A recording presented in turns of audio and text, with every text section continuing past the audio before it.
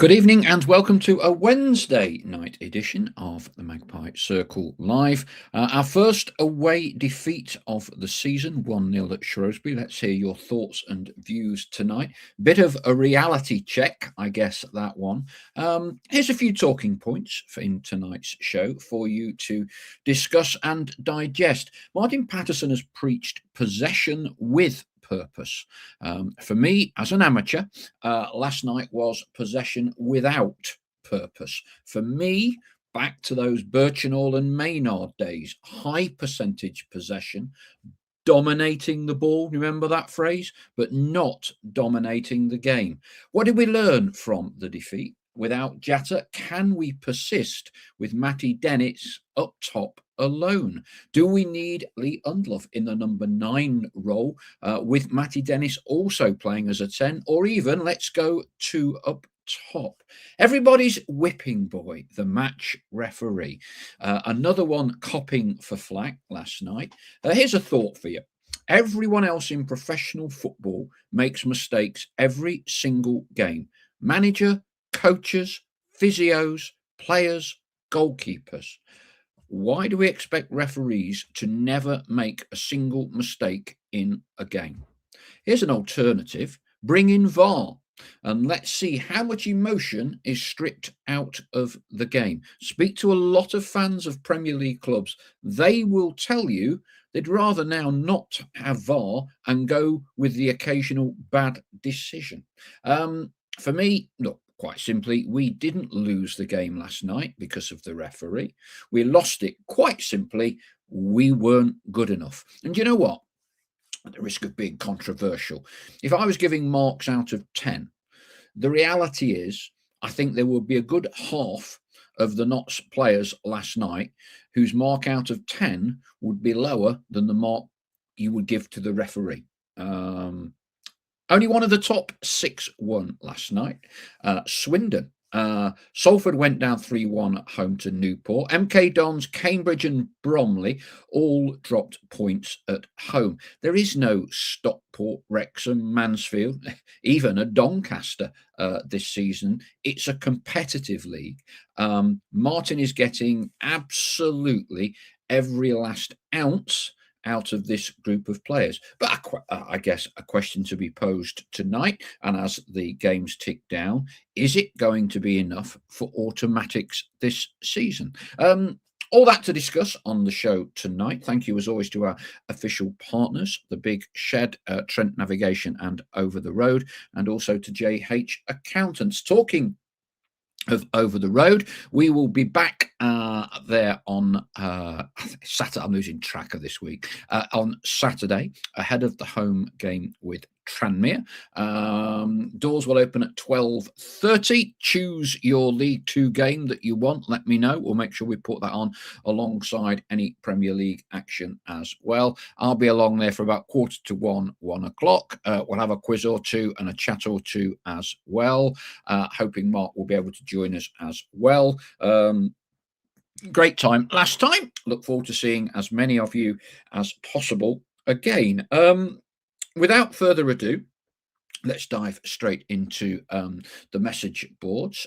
First on tonight was Nick N. Patterson needs to learn quickly. Dennis can't play up front on his own. I still believe we will go up. What's your thoughts on that, Paul? Well, we can't get Alassane Jatta back quickly enough. Now, I've heard, and all this is, not set in tablets of stone. Don't expect Alassane to be playing Saturday, even possibly the next home game. You're still looking at 2.5 to 3 weeks without him, as I understand it. He's a huge loss to the team, and we do not necessarily have a like-for-like replacement. Matty Dennis has a brilliant goal scoring record, minutes per game this season. I don't think, as a layman, as an amateur, it's his natural position leading the line. I think there is an argument for Lee Undloff to start in the 9 and play Dennis as well and have the 2 of them so that Undloff can do some of the heavy lifting. Dennis can do the poaching edge of the box, the converting. I think he found it hard again last night, but there were reasons for that. There were reasons for that. Um, Personally, I think we should probably give Shrewsbury a bit more credit than we have done. Gavin Cowan did a number on us for Brackley, if you remember, in the FA Cup, and I think he did another number on us last night. You can talk about low block this, low block that. I thought his players, I thought tactically they were ahead of us last night, and I thought individually their players played better than ours, over the course of that 90 minutes. I thought the best player on the pitch was their right back up against Jody. You could see Jody getting frustrated in the first half with the play, seemed to have bags of pace, not necessarily great at distribution, but he stopped Jody doing what Jody likes to do. And to be fair, I thought the other fullback had bags of pace as well. So for me, I wouldn't blame the referee last night. It's another controversial one. He'll always try and call it as you see it.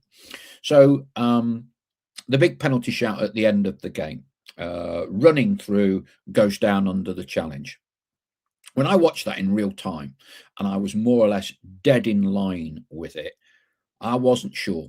I wasn't sure that was a penalty. Now, I've watched it several times today. The more you watch it, the more you come round to an opinion it's a penalty. Now, some people near me instantly said stonewall penalty. Others said not enough. But that isn't the reason we didn't get anything out of the game. That isn't the reason. How many shots on goal, how many chances did we create last night? And it was very, very sparse. As I say, it reminded me of Ian Birchinall and Stuart Maynard when we played to a very precise, data-driven system of completing more passes than the opposition, which in turn gives you a higher percentage possession.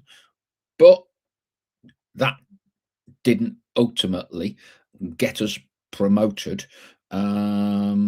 out of the National League when Ian Birchinall was doing it. And it didn't get us up last year either. And I think a lot of people got a bit fed up with it. It was something Martin picked up on very, very early in his tenure. He spoke consistently about possession with purpose. For me, didn't see a lot of purpose last night. I saw a lot of people, I think, playing safe. Back, square, back, square, back, 20 passes, and we're absolutely no further forward down the pitch. And I think that was something that Martin mentioned in his post-game press briefing. When there are games like that, you've got to be braver. You've got to run the risk of losing your 97% pass completion rate. Got to do a bit more. I'm not really sure we ever did last night. That said, it's a 90-minute performance. You don't judge the team, all the rest of it. But I didn't think it was good last night. Didn't think it was good. Rosemary Manns, hi all. I told you I was feeling worried about what happens next. Hope we are fitted up better for the game on Saturday. Should just play Jody at home. Start Undlove with Dennis if Jatta not fit. Jurgen, evening all. Disappointing game. Not enough shots on target. Not direct enough. Dennis yet again proved to be not suitable as a lone striker. Jurgen carries on.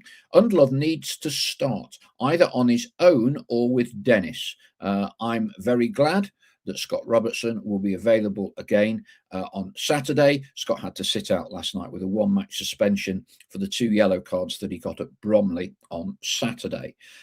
Jurgen again. Alassane Jatta has now missed 4 matches. I fear the worst, as nothing has been confirmed with the results of his scan from the Fleetwood game. I think I bumped into a few Notts fans, Nigel Nattrass, Tim Watchorn, in the Costa in the retail park shortly before, and we had a bit of a chat about injuries and all the rest of it. And I quite understand why the club don't want to give inverted commas, intel on injuries to other teams, competitor intelligence, and all of that. But equally, if there is a vacuum about a player and his fitness, and we don't know whether he's back in 24 hours or he might be out for a month, I think the reality of that situation and lack of information is that fans are going to speculate wildly. And it's no good complaining about it then, because that's what fans will do in a vacuum. You create, your own narrative. I've heard someone down the pub who, delivers the milk to Alessandra, and he was hobbling on his crutches when he came to collect his milk bottles. This one, all these ridiculous tall tales and stories, and I'm afraid this will continue until such point as we have a little bit more clarity on where Alessandra is. My understanding is at least another couple of weeks yet. Nigel Bosworth, it had to happen. Let's move on to the next game. Ian Cooksey, I think there's more to it and Palmer's injury than meets the eye. If Jatta is going to be out long term, then have a look at a free agent. Black Sox Pie, hi everyone, from across the pond, of course, the big pond in America. Really disappointed with last night's performance. Felt for a lot of the game that the team thought they just had to be there and they would win. Colin Metcalf, we are not in the National League now. And even if we are slightly off it, teams in this league will punish us regardless of league positions. That happens at this level. So let's get back on it Saturday. Ian Cooksey, as I said on Monday, there will be twists and turns and strange results. It will come down to consistency and mental attitude. Jurgen Parr, yeah, well, Newcastle were 5 up at half time. Crikey, yeah, in Karabakh. If if we think going to Shrewsbury's a long trip in a midweek evening, think of them Geordies, almost halfway around the world in Karabakh. Mrs. Magic Boots Ghana, opportunity missed last night, I think, to catch up a few points on Bromley and Cambridge. Needed to be more canny against a low block and on that narrow pitch, but can't fault the lads' efforts. Yeah, I presume everybody saw who was there at the game, and I don't know whether you would pick that up on the television when it was on Sky Red Dot or wherever it was on last night. Big gap between the sides of the ground and the actual byline, and large chunks of grass, because basically, I'm not sure which manager it was. It may have been Michael Appleton. They've narrowed the pitch. They've narrowed the pitch quite a bit, probably by 10 yards each side. That Shrewsbury, want to play it, keeping a tighter pitch. It's all totally within the rules. There's a minimum size and a maximum size. Sometimes managers want a huge, expansive pitch. Normally those that play without and out wide men, those that want a condensed game, will go for the minimum width of the pitch. Vaughan Matthews from Sherborne in Dorset. What a poor show. 69% possession and barely threatening to score. We appeared to pass the ball to their players as opposed to our own. No cohesion, no plan, no threat. Mrs. Magic Boots Ghana, still loads of points up for grabs, and everyone will have plot twists yet. Saturday's game will be a chance for Notts to show their intention. A 300-mile round trip for us last night, and 1 a.m. back home for us. I trust everyone got home safely last night. It was pretty Baltic, wasn't it, there? When we got away out of the retail park or the park and ride. I think I got back with my lad Harry, Emilio, and Jay about midnight when we were hitting Carlton Hill top. So wasn't the worst journey in the world. Ian Cooksey, I couldn't believe how easily and how often we gave the ball away last night. Hopefully we can just write it off as a bad night and move on again at the weekend. Martin Blaney, I thought Tangen looked a little bit lightweight last night. Still think we miss a creative midfielder and something good at dead ball free kick options. Now, I believe, and I've not heard this because obviously I never really hear Stell because I'm always at the games, but I think Stell came up with some statistic on the radio commentary that Shrewsbury have had 5 different players score goals in their last 3 games. And it's something like we only had 5 players on our 11 last night who had scored a goal all season. So I guess they're the point that Stell is making is everyone's got to step up to the plate to score goals. It's fantastic. We have 2 of the best goal scoring strikers in the division, but we do need others to chip in as well. I saw some talk of a goal scoring midfielder. That's Ian Cooksey. We still don't have a goal scoring midfielder that would make a difference and take the pressure off the forwards to score. I guess we had that for a short period of time, didn't we, Ian? When Tyrese was on fire, did he get 5 or 6 goals, more or less in as many games? But kind of after that suspension, he's kind of not really hit the heights that he showed in that run before his red card, when he did look a very, very clinical finisher from midfield. Pythagorean, evening. I thought Tangen should have swapped positions with Iapenda during the game, especially at half time. Below par performance all round. David Dawes, not a very good second half for me, but all teams will go up and down. Let's hope we have less than the other teams. JJ Aviation, evening everyone. I knew this would be a difficult game. However, we move on to Saturday and we can bounce back and we're back in the autos. Anything else will not do. We do not want to start derailing again in the closing stages of the season. Roy Wilson, here's a slightly different view. Dennis is no target man. Should play Ness or McDonald until AJ is fit. There you go. There's a new one. I think Matty Platt went up, didn't he, for the last 5 minutes, if that, or stoppage time last night. Evening from Tim Watchorn. Tip-tapping the ball about on the halfway line. No shots of consequence on target. Substitutions changed nothing. 3 points thrown away. We're not going to win every game, says Greza Maxwell, until the end of the season. Neither will any of the top 6. So we're still in the mix and doing far better than I'd ever anticipated at the start of the season. Me too as well, Greza. Patto is working wonders with what he has at his disposal.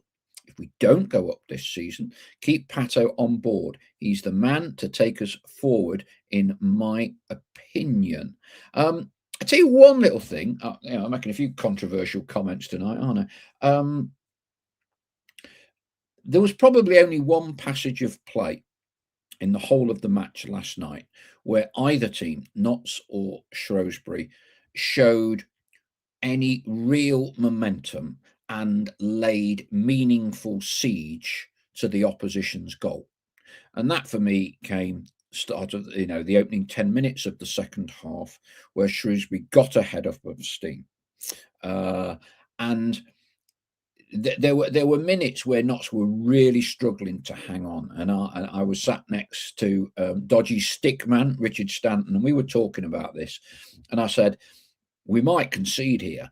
We just need to break up this passage of play that Shrewsbury were enjoying. And I said, Belshaw needs to go down, head injury. Yeah, stop the game, slow it down, lose the momentum that Shrewsbury had built up. Or on the basis that Martin normally does 3 substitutions on around about the hour, maybe just do 1 substitution, slow the game down, take the heat out of the situation, reset. Literally seconds later, Matty Dennis lost the ball, if you recall. He went out of play, cue a long throw, second phase, Shrewsbury score. We make our substitutions a minute or two after that. Shrewsbury, having had that momentum, got a goal instantly and just sit back and play the same game that they played in the first half. And we were never able to get a full head of steam. And I do wonder, as an amateur, Derek Pavis and Neil Warnock, if we had just used the dark arts, a bit of gamesmanship to break up that passage of momentum that Shrewsbury had, maybe, just maybe, they wouldn't have got that goal. Ifs, buts, and maybes, it's all gone now. But it was something that I noticed at the time, and it was a bit frustrating that we then conceded the goal in the manner that we did. Pash says, Tangan in centre midfield didn't work, so hope that doesn't again. Both wing-backs had a really off day against opposite full-backs that were quicker than them. Totally agree with that point, Pash. Missing Jatta badly, and it was a penalty on Hall at the end. Dale Pikett. That was on Patto last night, says Dale. There was a lack of creativity. Iapenda should have been next to Norburn and Tangan further up with Grant. Tangan looked lost that far back in midfield. Derek Flowers, wonder if the fans of the other teams that lost are having a meltdown. Some comments are unbelievable. Tim Lynham, credit has to be given to the Shrewsbury manager. As soon as Jody or Nick Cerula had the ball, their wing-backs smothered them instantly and stopped not playing.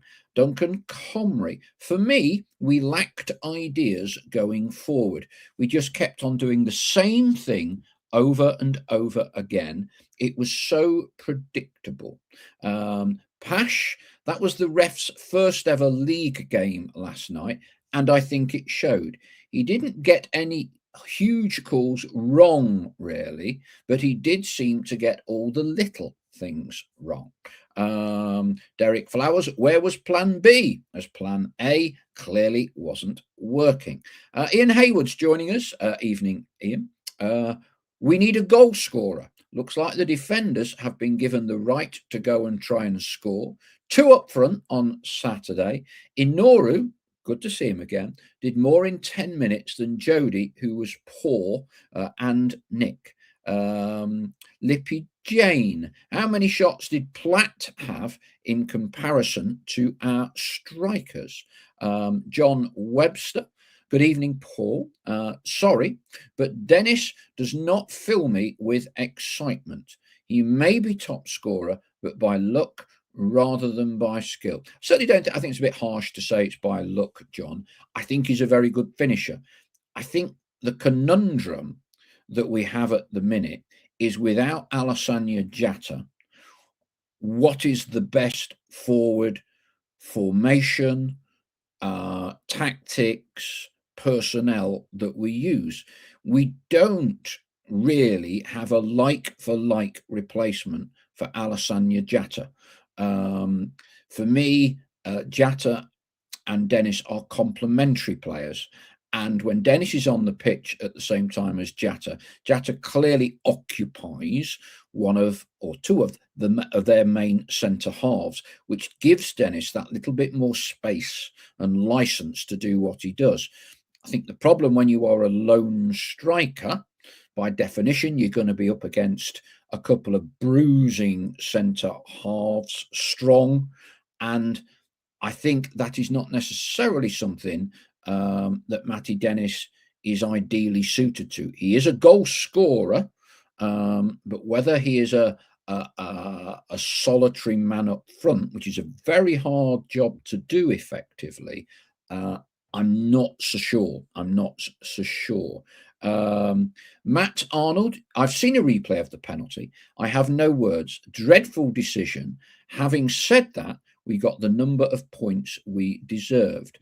Adam Kent, I was frustrated at the high balls into the box. Maybe mix it up with some fizz along the deck.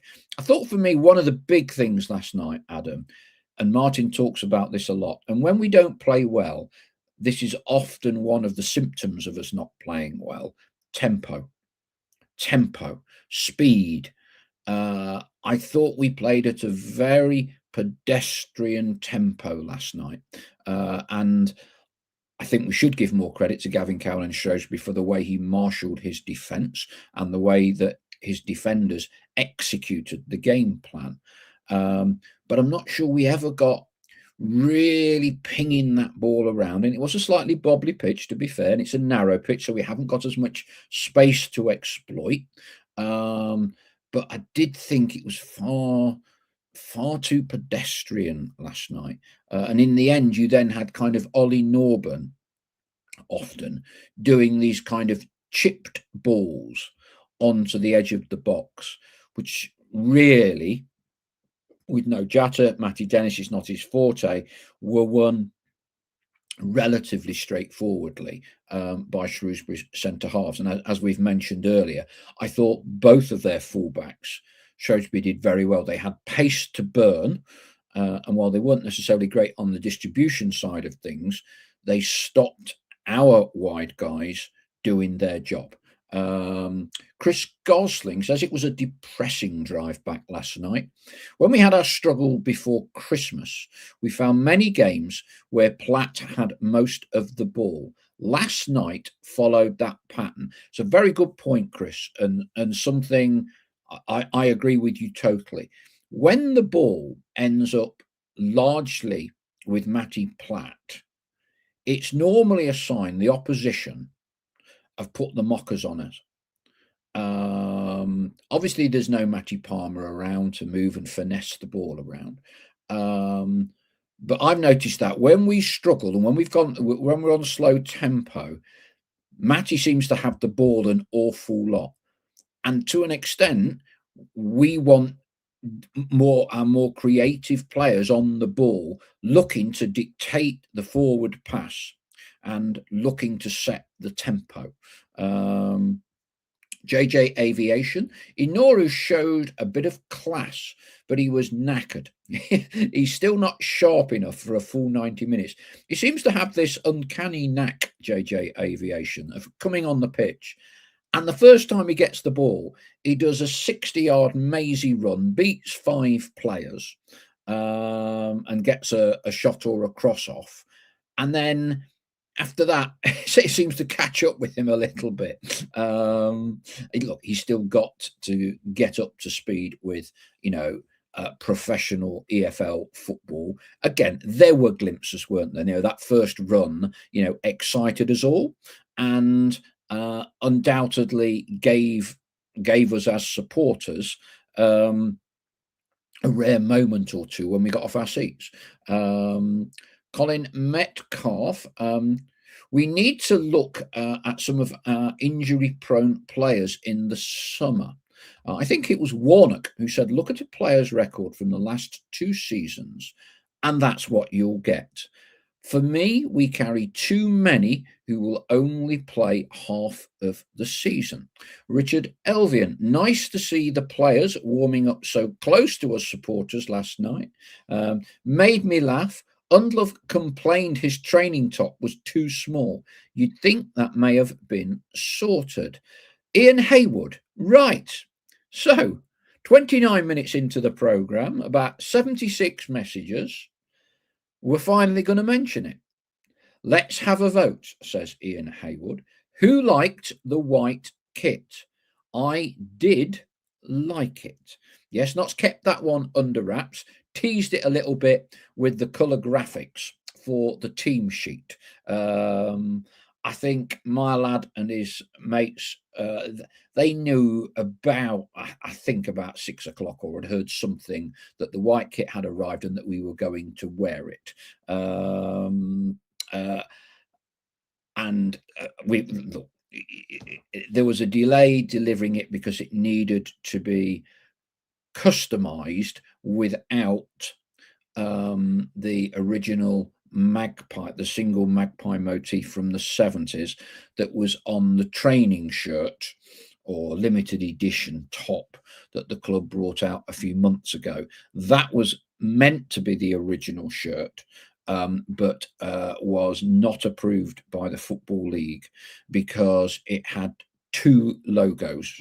One, the club's current logo, and the second, the graphic of the single magpie, which the Football League claimed was a second logo. I think Knotz's argument was that it was part of a design. So hence, the club then had to go out and get a slightly different version of that shirt from Puma made. So they went with a plain white without the single magpie motif. And that was what you saw last night. Rosemary Mans, what is it with Tyrese? Do the flock think he's not quite happy? Well, he won't be as happy, I guess, Rosemary, because he got 5 goals on the spin and was playing. And now, since that red card, he's, if not a periphery figure, he's not getting anywhere near as many minutes as he was before. Ian Cooksey, a very good point, Colin Metcalf. I checked the other day, and Palmer's played only 50% of the games since we came back into the league. Rosemary is a fan. I like the white kit. Adam Kent, white kit was the best thing on display last night. Looks great. Paul Hollingsworth, it's not the first time we've struggled against a low block. Walsall, Accrington, Harrogate, to name but 3. Adam Kent, we said exactly the same, Paul, about the start of the second half when Shrewsbury were playing well. Why didn't Belshaw just go down? Rosemary Mans concurs, good point about taking heat out of the game with the subs. Lippy Jane, the white kit was good, I thought. I was not happy with their goalie looking like the refs in black. It's my beef at the moment. Greza Maxwell, superstitious head on. We lost because we wore our new fans shirt. Kit's not for me, says Bale and Ball. Duncan Comrie, in Noru is our new John Chidozi. Jurgen Pye loved the new kit. Richard Elvian, yes, Duncan. White shirts, says Tim Watchorn, better to see than the green under lights. JJ Aviation. I like the players' version of the third shirt. The supporters' credits, like a child's, drew the design with the single magpie motif. Tim Lynham liked the white kit, much better and brighter than the green kit. Looks like this white kit is getting the thumbs up. Duncan Comrie, I like it too. Richard Elvian, white again against Walsall, can't be green. Interesting point. Red and green colourblind, Richard. EFL regs, so you can't match up with a green kit against a red kit. So do not go black and white stripes shirts. I think, am I right in saying that Walsall wear white shorts, or are they all red? I can't remember now. I guess if they are white shorts, then we would have to wear black shorts with the white shirt. White is all right for me, says Essie Kent. Differs Stephen Newton, not keen on the new kit. Struggled to identify players, names and numbers were unclear, but I'll probably get used to it. Ian Cooksey, it's not under lights against Walsall, so we might be okay, but the white is definitely better for me. Bale and Ball, I do agree, better than the green. Ian Cooksey, can we just have yellow or blue as an away kit like we used to do, please? back in the 70s under Jimmy Cyril, and the 80s when we got into the top flight. Our away kits were predominantly yellow, and we also had a third kit of blue when we got promoted into the top flight in 1981. We did very occasionally wear a white kit once or twice a season. And who remembers the sunburnt penguin kit, which was a yellow shirt like this with a green central band down the front? Used to wear that a bit. Yeah. Yeah, that was a sunburnt penguin. Ian Hayward, we had runners, but Platt ignored and played sideways. We needed to risk. Yeah, I mean, that was a point that Martin mentioned on more than one occasion in his interview, Ian. But I thought what Shrewsbury did quite cleverly, we all talk about low block, sitting deep, and all the rest of it. But what I thought they did very well was they condensed by moving this, by ensuring their defenders didn't drop so deep to the 18-yard box. They kind of made it like a 20-yard horizontal band from where Matty Platt was or Ollie Norburn with the ball to the most forward Notts player. So what you're trying to do then, you've got 20 players in this narrow 15 to 20-yard band across the pitch. And until Anoru come on, we didn't really have necessarily anyone that was going to run beyond them, given that they had two very quick fullbacks. And so I think it was so condensed and so difficult for Notts to find a way through. And I think you have to, in that basis, take your hats off to Gavin Cowan for devising that particular type of low block that we struggled with basically all evening. There was the penalty shout, but I was saying to people around me, normally in those games, the team that's got the ball, the team that's the favourites, they're one down, last 10 minutes, they will get 2 or 3 really good chances. We hardly, I thought we hardly laid a glove on them all game.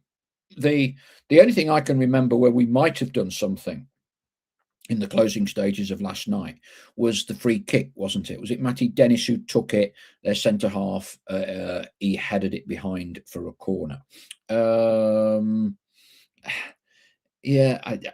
Look, you hope you put it down to a bad night at the office. Some people have said to me, we haven't played too well for a little while, but we've got results. Long may that continue. But we were poor last night and didn't get a result, which is clearly the worst possible combination that you can have. Ian Cooksey wore it at Leeds in 1975, that sunburnt penguin shirt. Richard Elvian, Martin Patterson, post-match presser, strong words, strong emotions. Stephen Newton, we looked afraid to shoot. We didn't gamble, did we? We didn't gamble. We didn't, and I think this was one of Martin's points. We didn't try to make things happen. I think we were very passive last night. Very passive. We weren't aggressive. But equally, before last night, how many of us would have thought that so many of those teams, I'm just calling them up here, MK Dons, Cambridge, Bromley, all at home, none of them won. None of them won. Salford 3-1 at home to Newport. Christian Fuchs there trying to do a bit of a revival. So, we're not on our own after a midweek game. Woe is us. Woe is us.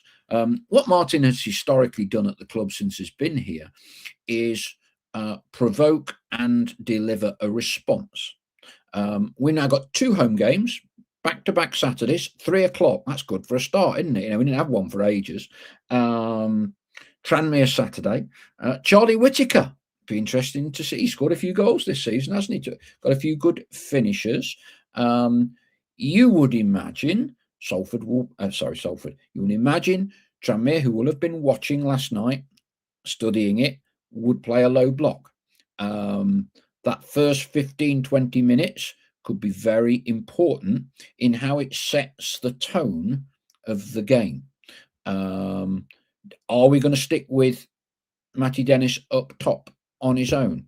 Are we going to utilise Lee Undloff? Are we going to have a two up top? I suspect we won't know until just over an hour before kickoff.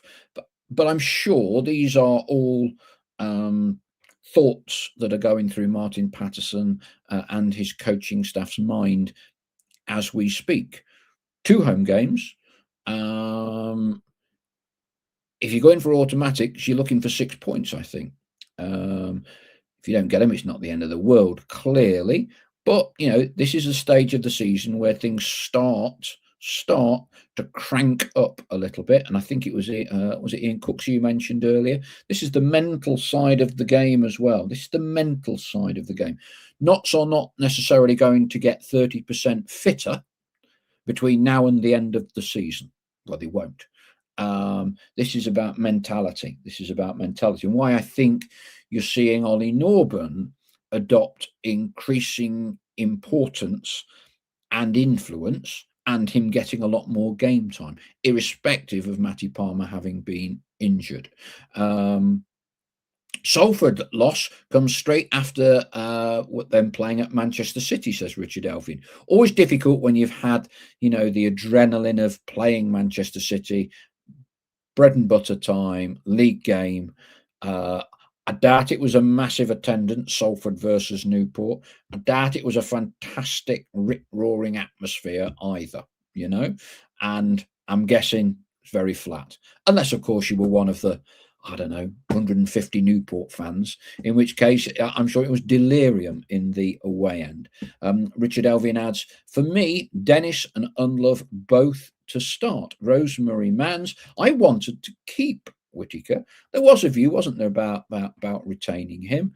I think it's a good move for Charlie. He's a Merseyside boy. So he's back on his home patch. Reasonable sized club, although they've had a tough time of it this year. So I think in the end, good move for him. Debbie Caton, I've just got home. Probably already mentioned the third kit. Only recently, Debbie. It took a long time through the programme before, and we've had a little poll on it. I love it, unlike yesterday's performance. The consensus, Debbie, as you're just joining us after work, is, I'd say, an 80% in favour of the white shirt. Andy Eason. If Dennis and Undloff start, then Harrison Iwunzi must be brought in as a sub. Did we ever get to the bottom? I've not, of the situation with Harrison. He did go out on loan to Kettering. Apparently, he's not been playing the last 2 or 3 games. Whether that means he's injured, out of favour, or whether it means he's come back, I don't know. And was he included on our 25-man squad? I don't think he was. Not quite sure how, with EFL regs these days, you do and don't get added to it. And if you can be added, given that you are a homegrown player, it's not straightforward. If you use 25 as a benchmark, but players that come through your academy don't count, so you can have extra ones. It's all a bit beyond me, but no one seems to 100% know that. But I think it's a valid point, Andy, that with Alessandro out at this moment in time and no sign of an immediate return from him, Iwunzi, who's had some limited first team experience, played in the Virtue Trophy, didn't he? He certainly came on against Lincoln. We'll see. Richard Elvian, MP, Martin said that adding players to the squad is just paperwork. We'll see. Maybe one for Adam Hassel to ask at his press briefing on Friday. we're nearly at the end of the show now. A reminder, we'll be down again at Over the Road on Saturday. Doors open 12:30. Have a look at the League Two games on. Let us know which will be your preferred League Two game. We'll have that on, as well as anything that's Premier League on the day. I'll be down there shortly before one. Mark's hopefully going to be along. We'll do a quiz, a raffle, whatever, again, and try and get in the right frame of mind and the right mood for the home game with Tranmere, one of two back-to-back home Saturday 3 o'clock kickoffs. And I think some of you will have also seen the Chesterfield game.